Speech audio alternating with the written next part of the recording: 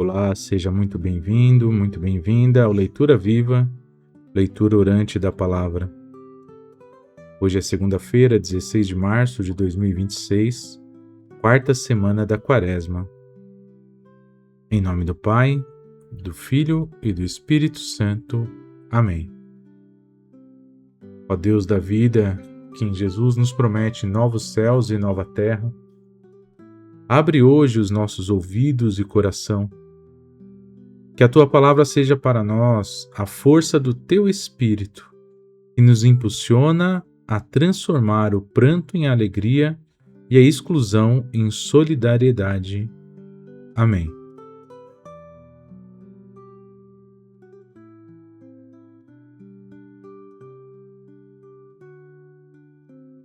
Leitura do livro do profeta Isaías. Assim fala o Senhor: Eis que criarei novos céus e nova terra. Coisas passadas serão esquecidas, não voltarão mais à memória. Ao contrário, haverá alegria e exultação, sem fim em razão das coisas que eu vou criar. Farei de Jerusalém a cidade da exultação, e um povo cheio de alegria.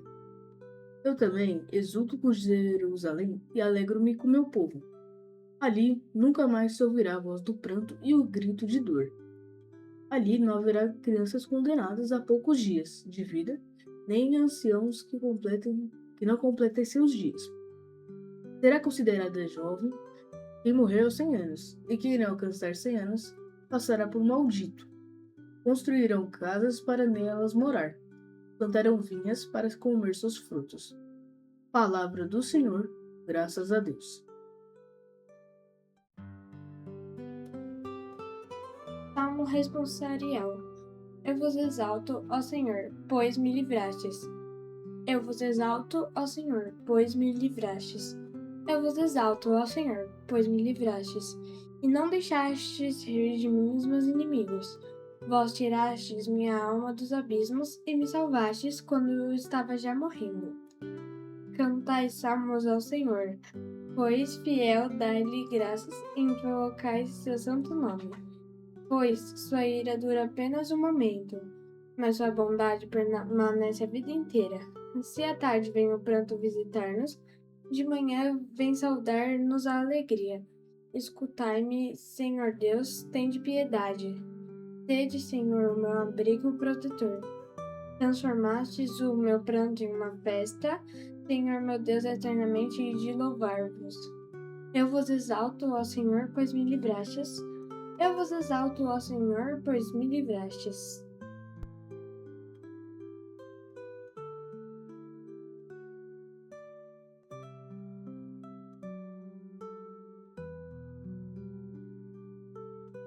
Proclamação do Evangelho segundo João.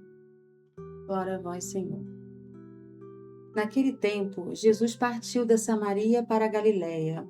O próprio Jesus tinha declarado que um profeta não é honrado na sua própria terra.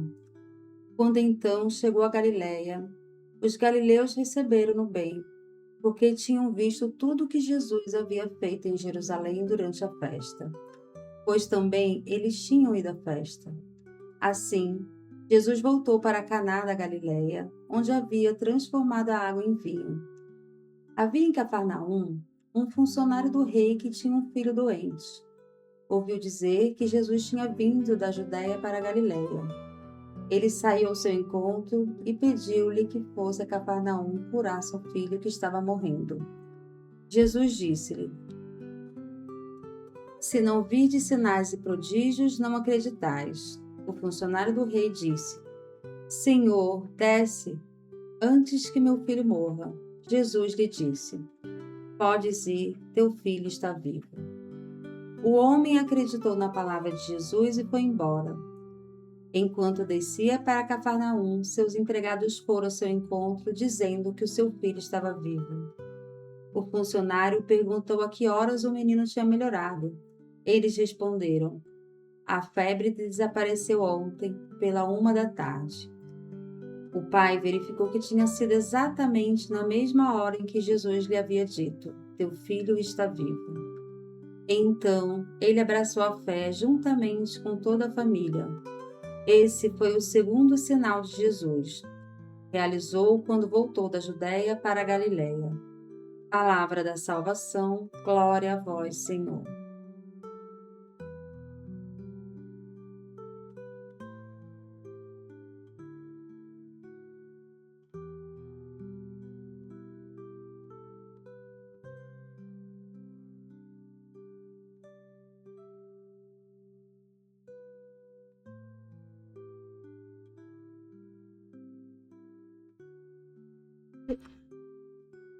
Minha irmã, meu irmão,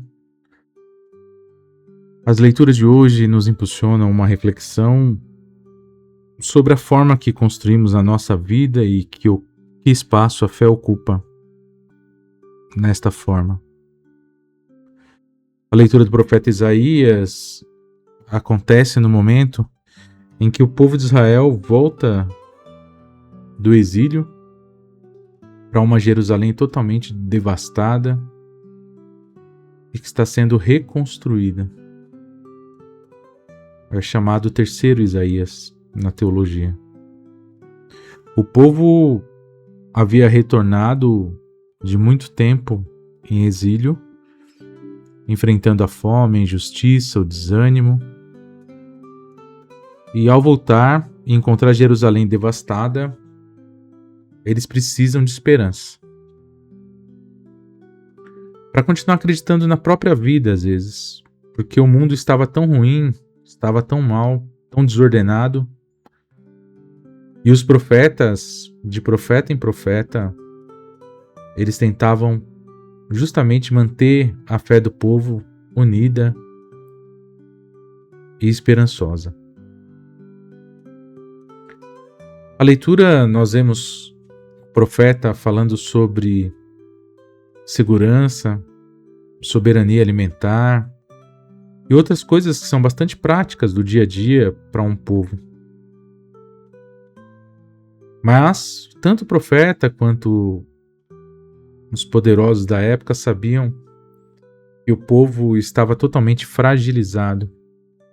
Qualquer um poderia dominar o povo de Israel novamente, especialmente estando em Jerusalém, que não tinha nem para onde fugir. Mas mesmo assim, o profeta Isaías não deixa de fazer a sua função frente ao compromisso que ele assumiu com Deus. Ele mesmo duvidando muitas vezes, ele mantém o povo esperançado, porque ele sabia que a esperança é aquilo que moveria o povo a de novo retomar a sua fé, de novo acreditar no próprio ser humano e em Deus também.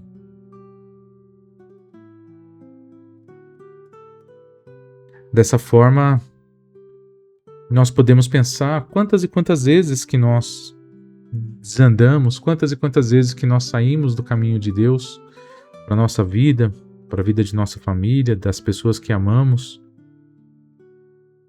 por causa de coisas tão pequenas. E naquele momento, e em toda a história do cristianismo, e ainda hoje, muitas e muitas pessoas ainda sofrem o martírio. Nós vemos que hoje em África, em Ásia, o cristianismo, especialmente o catolicismo, sofre uma perseguição de morte. Nós vemos todos os dias quase notícias de sacerdotes, de pessoas leigos e leigas como eu e você, dando suas vidas pelo Evangelho e tentando salvar mais pessoas. No Evangelho de João, Jesus não vai muito longe disso, porque quando ele está falando ali, quando João está narrando os feitos de Jesus na Galiléia,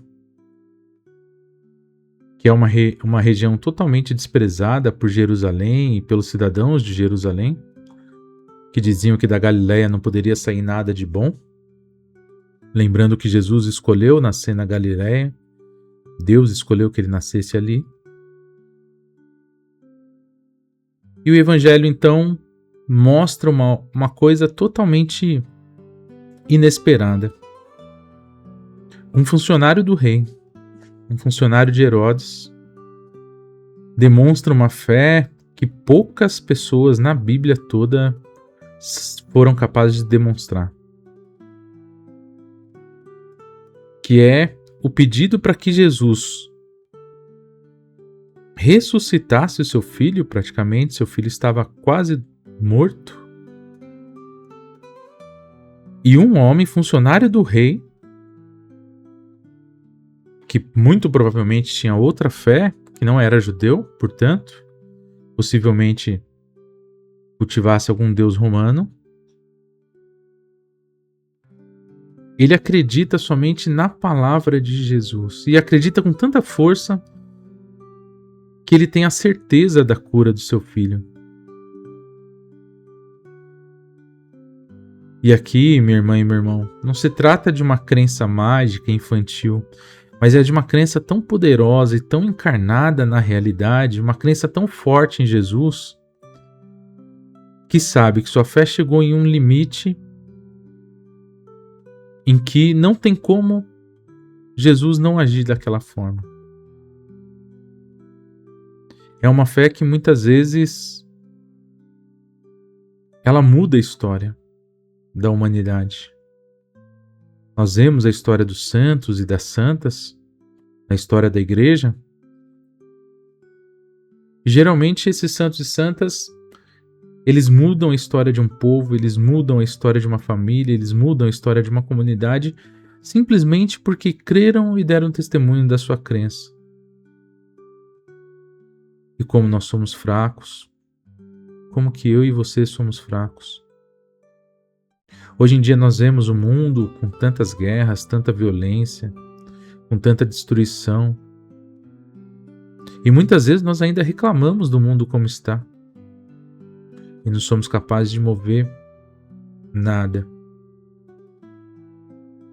Mas Jesus sabia do nosso coração, Jesus sabe das nossas fraquezas. Ele sabe o quanto nós somos fracos e não foi à toa que disse que se nós tivéssemos fé do tamanho de um grão de mostarda, poderíamos mover montanhas. Minha irmã e meu irmão, a quarta semana da Quaresma são reflexões muito fortes, justamente para a gente pensar, de fato nós queremos nos converter, nós queremos nosso coração convertido? Ou a gente só fala da boca para fora, a gente atua como atores em um teatro, em uma novela?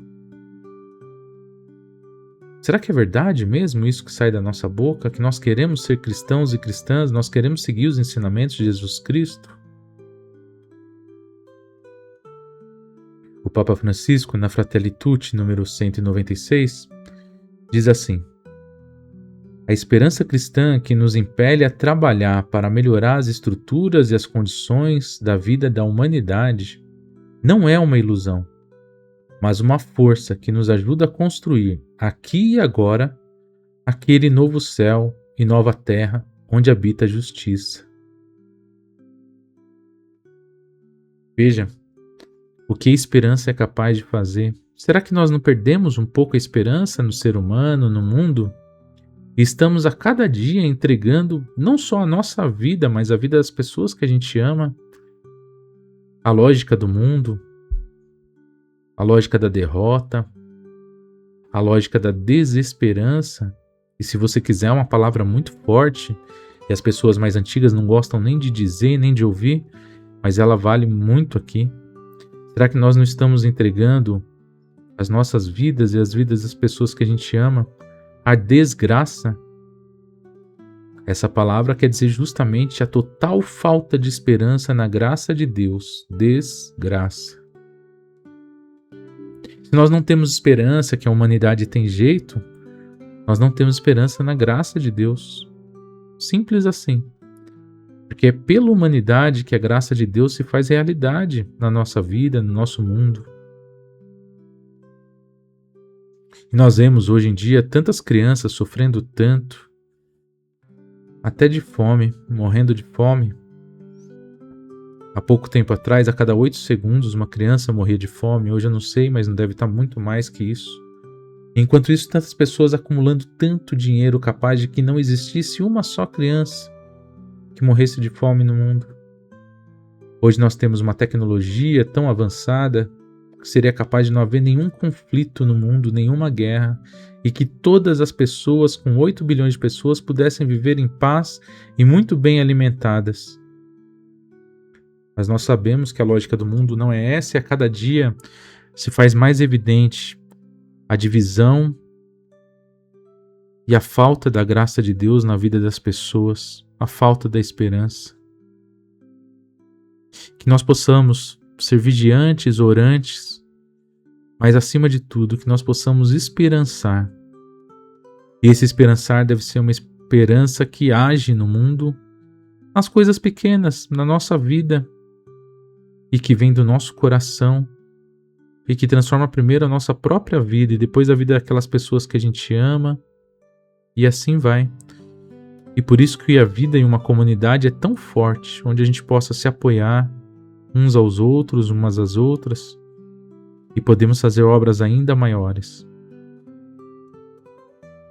Que o Senhor nos ajude, que Ele envie seu Espírito, para que a gente possa ter a coragem necessária para poder esperançar, primeiro o nosso próprio coração, e depois levar esperança para as pessoas que já não a têm.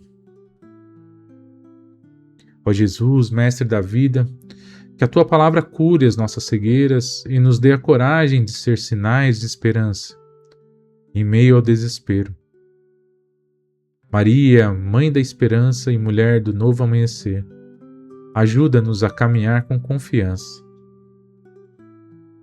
Ave Maria, cheia de graça, o Senhor é convosco. Bendita sois vós entre as mulheres, e bendito é o fruto do vosso ventre, Jesus. Santa Maria, Mãe de Deus, rogai por nós, pecadores, agora e na hora de nossa morte. Amém.